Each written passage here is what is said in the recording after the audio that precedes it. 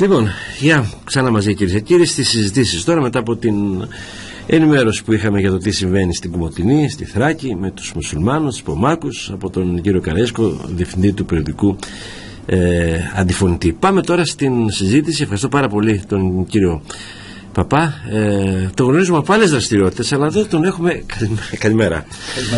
Από τους αθεράπευτες, από πολλές πρωτοβουλίες, έτσι, καλλιτεχνικές, θεατρικές, μουσικές και άλλες, έτσι.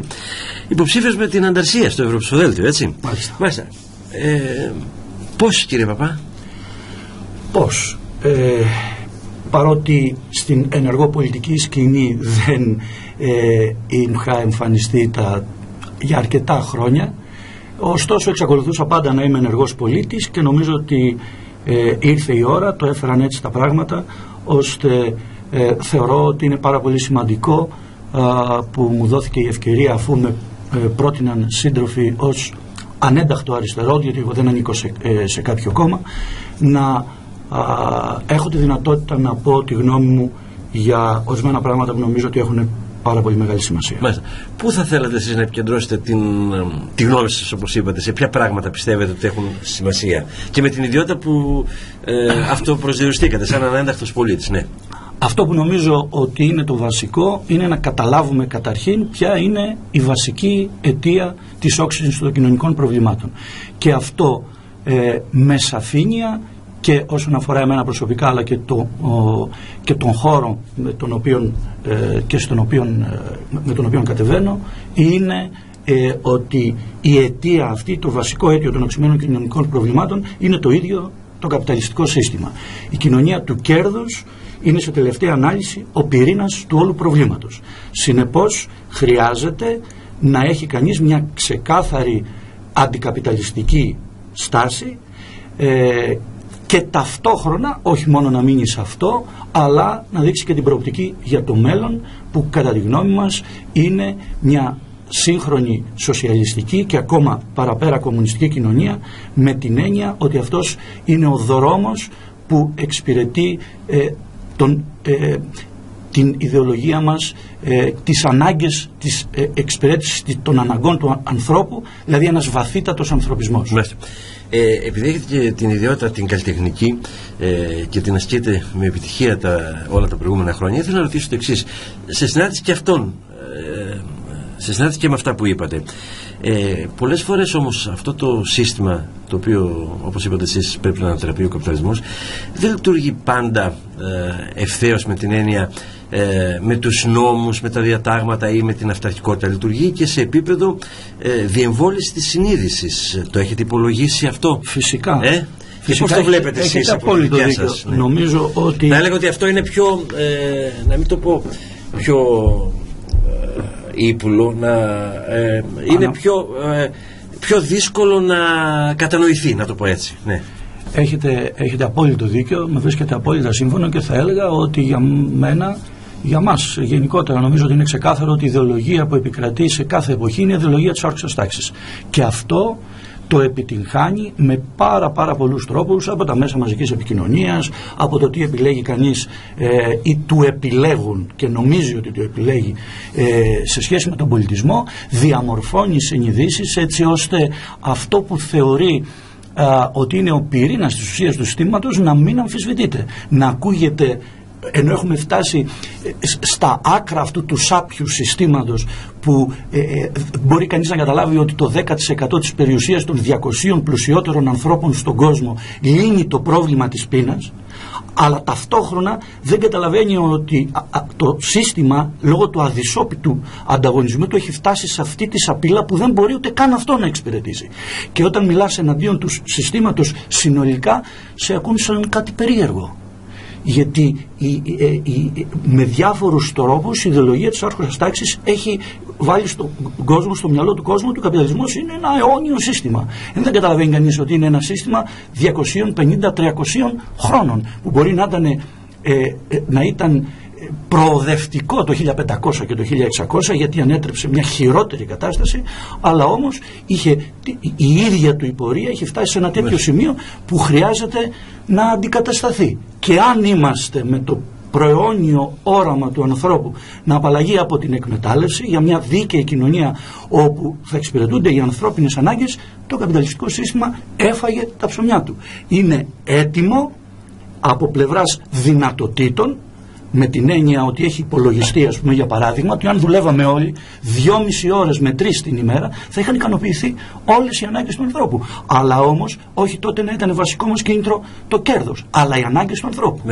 Κύριε Παπά, γιατί ενώ είναι έτσι η κατάσταση όπως την περιγράφετε, και κατά τη γνώμη μου σωστά την περιγράφετε, για να πάμε και στη χώρα μας, να έρθουμε και στη χώρα μας, μέσα σε τέτοιες καταστάσεις μνημονιακές, με όλα όσα βιώνουμε, δεν μπορεί η αριστερά να είναι πάνω, και μπορεί τώρα, ας πούμε, δημοσκοπικά ή εν πάση περιπτώσει στις εκλογές του ΣΥΡΙΖΑ να έχει ένα 27%, η ανταρσία να ανέβει και ή του ΚΚΕ να έχει ένα επίπεδο, αλλά γιατί μπορεί το σύστημα κυριαρχεί, μάλλον γιατί δεν μπορεί η αριστερά να είναι μια, να μην πω φερέγγια, μια αποτελεσματική απάντηση.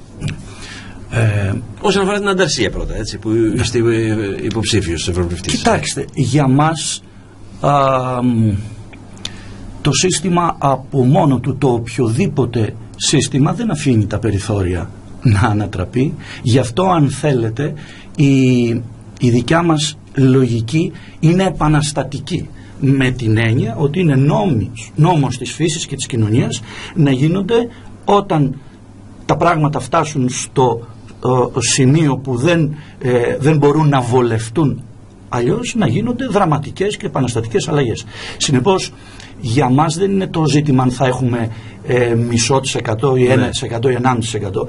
Σημασία έχει οι ιδέες μας πόσο μπορούν να λειτουργήσουν γενικότερα και με προοπτική στον κόσμο. Υπό αυτήν την έννοια, οι αριστερές ιδέες είναι παρούσες, αλλά έχουν να αντιμετωπίσουν αφενός μια κυρίαρχη ιδεολογία που μπορεί να παίζει με άλλα μέσα. Να εξυπηρετήσει, ας πούμε, για παράδειγμα, η μετέρους όταν έχει την εξουσία. Αυτό είναι ένα πολύ μεγάλο.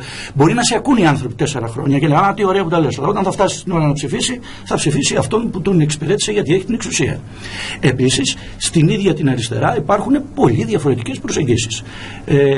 Είναι διαφορετική η προσέγγιση του ΣΥΡΙΖΑ, ο οποίος θέλει τώρα μάλλον και μπορεί κιόλας να είναι πιο κοντά στη δυναμική της εξουσίας. Δέστε τι λέει ο ΣΥΡΙΖΑ.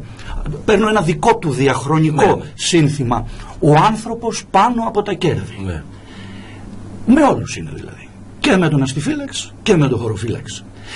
Και με τον άνθρωπο, ωραία ακούγεται, και με τα κέρδη όμως. Γιατί αν λες ο άνθρωπος πάνω από τα κέρδη, δεν αμφισβητείς τα κέρδη. Αν προχωρήσεις όμως την ανάλυση, θα πεις ότι ο άνθρωπος για να... μια δικαιότερη κατανομή, ας πούμε. Αυτό σημαίνει ότι δεν αμφισβητείς το καπιταλιστικό σύστημα. Και θέλουμε να πούμε εμείς με σαφήνεια ότι είναι ο άνθρωπος, είναι η εξυπηρέτηση των ανθρώπινων αναγκών, είναι κόντρα με την κοινωνία του κέρδους. Άρα αυτό όχι μόνο είναι μια παραδοξολογία, αλλά κατά κάποιο τρόπο παίρνει φρούδες ελπίδες. Γιατί να ποινικοποιήσετε? Εγώ δεν λέω πέρα από τις προθέσεις. Γιατί να ποινικοποιήσετε την έννοια του κέρδους? Γιατί να ποινικοποιήσουμε την έννοια του κέρδους? Μπορεί αυτό να λειτουργεί ως κίνητρο για τον άνθρωπο. Είδατε, σας τοποθέτησα την έννοια του καπιταλισμού, ήταν προοδευτικός το 1500 και το 1600. Η έννοια του καπιταλισμού στην αρχή να απελευθερώσει τους ανθρώπους από την δουλοπαρικία, να καταργήσει τους ευγενείς και τους βασιλιάδες και να αφήσει όλους ελεύθερους να παράγουν σύμφωνα με αυτό που μπορούν, ήταν προοδευτική. Η συσσόρευση όμως του κεφαλαίου στην εξέλιξη του καπιταλισμού το είχαν πει ήδη αρκετά οι κοινωνιολόγοι και οι οικονομολόγοι, τα φωτεινά μυαλά της εποχής, ο Μάρξ, ότι θα συγκεντρωθούν με ένα τέτοιο τρόπο ώστε πια δεν θα μπορέσει να συνεχίσει να νομιμοποιείται. Το να βγάλεις κέρδος σε αυτό το επίπεδο του συσσωρευμένου κεφαλαίου σημαίνει ότι θα εκμεταλλεύεσαι εκατοντάδες ανθρώπους. Θα εκμεταλλεύεσαι την υπεραξία τους για ίδιον όφελος. Υπό αυτήν την έννοια λοιπόν, στον αναπτυγμένο σάπιο καπιταλισμό, το κέρδος είναι παράνομο. Κύριε Παπά, ως υποψήφιος ευρωβουλευτής στην Ανταρσία και μάλιστα εδώ από την περιοχή μας, έτσι, τι μήνυμα θα στέλνατε στους πολίτες κλείνοντας την κουβέντα? Ας πούμε ένα μεγάλο και ηχηρό όχι στην απογοήτευση, στην απελπισία, στην αδράνεια, στην παραίτηση, αλλά και στην αναμονή και στην ανάθεση σε άλλους να μας λύσουν τα προβλήματα. Αυτοοργάνωση και αγώνας για την ανατροπή τώρα.